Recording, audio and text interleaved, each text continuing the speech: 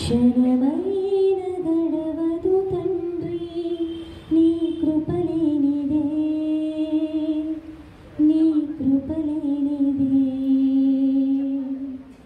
ఈ ప్రాణం నిలువదు ప్రభువా నీ దయలేనిదే, నీ దయలేనిదే. క్షణమైన గడవ తండ్రి నీ కృపలేనిదే, నీ కృపలేనిదే.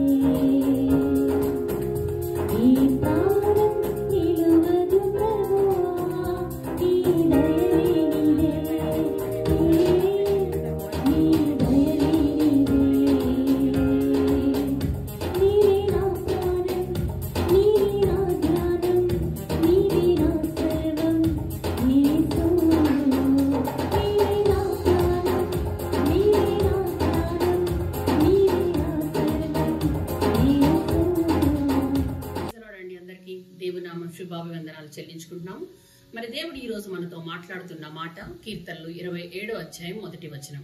యెహోవా నాకు వెలుగును రక్షణై ఉన్నాడు, నేను ఎవరికి భయపడదును. యెహోవా నా ప్రాణదుర్గము, నేను ఎవరికి వెళుతును. చూసారండి, మరి ఈ రోజు కీర్తనకారుడైన దావీదు మనతో మాట్లాడుతున్నాడు.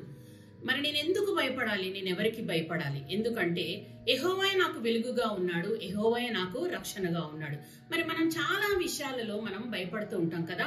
ఆర్థిక పరిస్థితులను బట్టి, ఒత్తిడిని బట్టి, మరి ఫ్యామిలీని బట్టి, ఆపదలను బట్టి, మరి శ్రమలు వస్తున్నప్పుడు మనం చాలా భయపడుతూ ఉంటాం. కానీ ఇక్కడ కీర్తనకారుడు మనతో ఈ రోజు మాట్లాడుతున్నాడు, మరి నీవు ఎందుకు భయపడాలి, ఎవరికి భయపడాలని మరి మనల్ని మనం ప్రశ్నించుకోవాలి. ఎందుకంటే ఆయనే మనకి రక్షణగా ఉన్నప్పుడు, ఆయనే మనకి దుర్గముగా ఉన్నప్పుడు, ఆయనే మనకి కేడముగా ఉన్నప్పుడు మరి నేను ఎందుకు భయపడాలి? మరి యోహాను సువార్త 1వ అధ్యాయం 1 నుంచి 4 వచనాలు మనం చూసుకున్నట్లయితే అక్కడ కూడా మనం వాక్యం సెలవిస్తుంది, ఆది అందు వాక్యం ఉండెను, ఆ వాక్యము వెలుగే ఉండెను, మరి ఆ వాక్యము దేవుని యొద్ద ఉండెను అని. మరి 4 వచనాలు చూసుకున్నట్లయితే వాక్యానికి ఉన్న లక్షణము ఏంటి అంటే, మనం ఏ పరిస్థితిలో ఉన్నా కూడా వాక్యం మనతో ఏంటంట మాట్లాడుతుందంట. అది మాట్లాడేది మనకి ఆ వాక్యము. కాబట్టి మనం ఓడిపోయినప్పుడు వాక్యం మనల్ని ఏం చేస్తుందంటే ధైర్యపరుస్తూ ఉంటదంట. నువ్వు ఓడిపోతున్నప్పుడు, నువ్వు ఫెయిల్ అయిపోతున్నప్పుడు, నువ్వు కృంగిపోయి ఉన్నప్పుడు, నువ్వు మన నిరాశలో ఉన్నప్పుడు, నువ్వు నిస్పృహలో ఉన్నప్పుడు దేవుని వాక్యం ఏంటంట మనల్ని ధైర్యపరుస్తుందంటండి.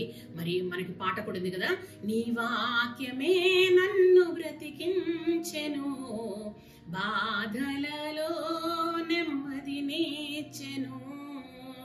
ఆ వాక్యం ఏం చేస్తుందంటండి, మన బాధల్లో నెమ్మదినిస్తుందండి, ఓదారుస్తుంది, మనల్ని కృంగిపోయినప్పుడు లేవనెత్తుతుంది. అలాంటి శక్తివంతమైన వాక్యం ఈ రోజు మనతో మాట్లాడుతుంది. కీర్తనకారుడైన మరి దావీదు మరి మాట్లాడుతున్నాడు ఏమిటంటే, నేను ఎందుకు భయపడాలి, నేను ఎవరికి భయపడాలి అని మాట్లాడుతున్నాడు. మరి కీర్తనలు 43:3లో చూసుకున్నట్లయితే ఆ వాక్యం అంట మనల్ని ఏం చేస్తుందంట, త్రోవ చూపిస్తుందంట అండి. మన ఆత్మీయ జీవితంలో మరి ఎలాంటి నిర్ణయాలు మనం తీసుకోవాలో మనకి తెలియనప్పుడు ఆ వాక్యం మనకి ఏం చేస్తుందంట, త్రోవ చూపిస్తుంది. ఏం చెయ్యాలి, ఏం మాట్లాడాలి, ఎలా వెళ్ళాలి, ఎటూ తోచని స్థితిలో, అయోమయమైన ఉన్న స్థితిలో మరి మనం ఉన్నప్పుడు, ఆ 4 రోడ్ల మధ్యలో ఉన్నప్పుడంట ఆ వాక్యం మనకి త్రోవ చూపిస్తుందంట అండి. దేవుని వాక్యం సెలవిస్తుంది కదా. మరి 360 సార్లు దేవుని వాగ్దానం పలుకుతుందండి, భయపడకు నా కుమారుడా, భయపడకు నా కుమార్తె అని. ఎందుకంటే నేను నీకు ముందుగా వెళ్తున్నాను, నీకు తోడుగా ఉన్నాను, మరి నేను కునుకక నిద్రపోక నిన్ను కాపాడువాడను నేనే అని వాగ్దానం చేసిన దేవుణ్ణి మనం ఈ రోజు ఎలా నమ్ముతున్నామండి? ఆ వాక్యం మనల్ని ఏం చేస్తుందంట, త్రోవ చూపిస్తుందంట. మరి కీర్తనలు 18:28లో చూసుకున్నట్లయితే ఆ వాక్యం ఏం చేస్తుందంట, మనల్ని చీకటిలో నుండి మనల్ని వెలుగులోనికి తీసుకొస్తుందంట. మరి జీవితాన్ని వెలిగించేది ఆ వాక్యము, చీకటిని పారద్రోలేది ఆ వాక్యము. మరి చీకటిలో నుండి, పాపపు ఆలోచనల్లో నుండి, కఠినమైన సమస్యల్లో నుండి మనకి బయటికి తీసుకొచ్చేది ఆ వాక్యం అంట.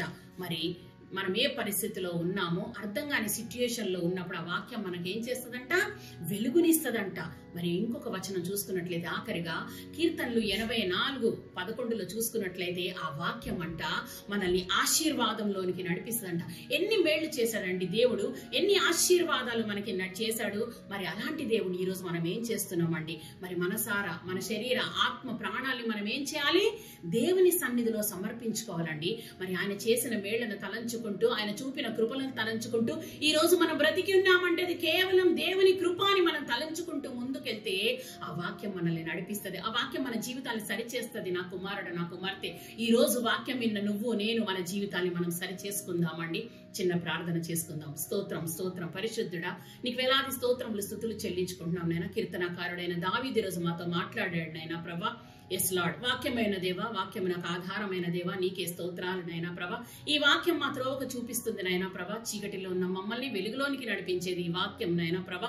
అంధకార స్థితిలో ఉన్నప్పుడు, అయోమయ స్థితిలో ఉన్నప్పుడు ఈ వాక్యం మమ్మల్ని నడిపిస్తుంది నైనా ప్రభా. నీకే స్తోత్రాలు నైనా. ఆ వాక్యానికి అనుగుణమైన జీవితం అందరికీ కలుగు చేయమని ప్రభా. వింటున్న ప్రతి ఒక్కరికి వినగల చెవులను, గ్రహింపగల హృదయమును దయచేయమని నజరేయుడైన యేసుక్రీస్తు ద్వారా వేడుకొనుచున్నాము తండ్రి. ఆమేన్, ఆమేన్, ఆమేన్. ప్రైజ్ ద లార్డ్ అండి. Praise the lord.